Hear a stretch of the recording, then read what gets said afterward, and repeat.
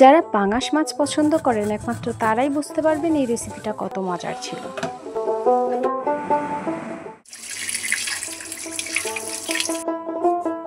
পাঙাশ মাছটা ভেজাতে দিয়েই মা পেঁপে কাটতে বসলেন।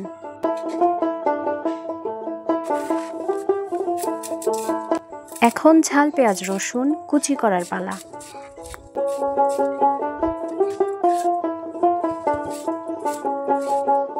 এরই মধ্যে বেটে নিচ্ছি জিরা, শুকনো মরিচ, আদা, রসুন ও পেঁয়াজ। রান্না শুরুর আগেই মাছগুলোকে নুন হলুদ দিয়ে মাখিয়ে রাখতে হবে। এখন একটি কড়াইয়ে তেল ও জিরা ফোড়ন দিয়ে দিতে হবে। জিরা ফুটতে শুরু করলে দিয়ে দিতে হবে পেঁয়াজ, রসুন ও মরিচ। এরপর একে একে লবণ ও হলুদ দিয়ে দিতে হবে।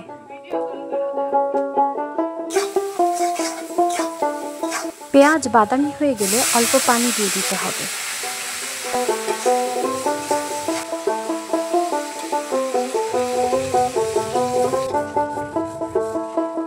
কষানোর পানি একটু ফুটে এলে দিয়ে দিতে হবে কেটে রাখা পেঁপে। পেঁপের পানি শুকিয়ে গেলে পরিবেশন করে নেব। চুলায় তাওয়া গরম করতে দেব। তাওয়া গরম হয়ে গেলে তেল দিয়ে দিব। এরপর একে একে মেখে রাখা মাছ দিয়ে দিব।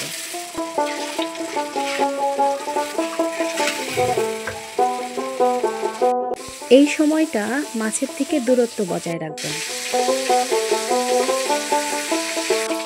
মাছ ভাজা হয়ে গেলে একে একে সব তুলে নেব।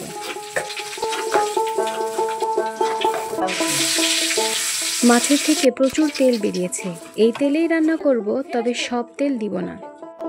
প্রথমেই মরিচ বাটা দিয়ে দিলাম রঙের জন্য। এরপর একে একে পেঁয়াজ বাটা, আদা রসুন বাটা, জিরে ও গরম মশলা বাটা দেওয়া হলো। এই পর্যায়ে এসে আপনারা মাছের তেল দিয়ে দিতে পারেন। মশলাটি যাতে না পুড়ে যায় তাই মা একটু পানি দিয়ে দিল।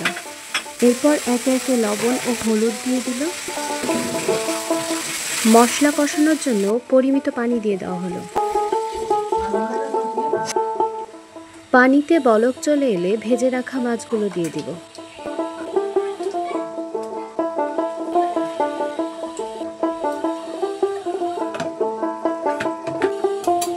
পানি শুকিয়ে যাওয়া পর্যন্ত অপেক্ষা করব আর মাঝে মাঝে একটু নেড়ে দেব।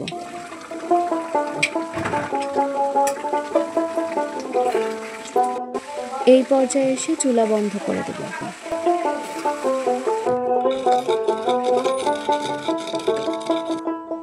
ঘ্রাণের জন্য উপর থেকে ভাজা জিরা গুঁড়া ছড়িয়ে দেব।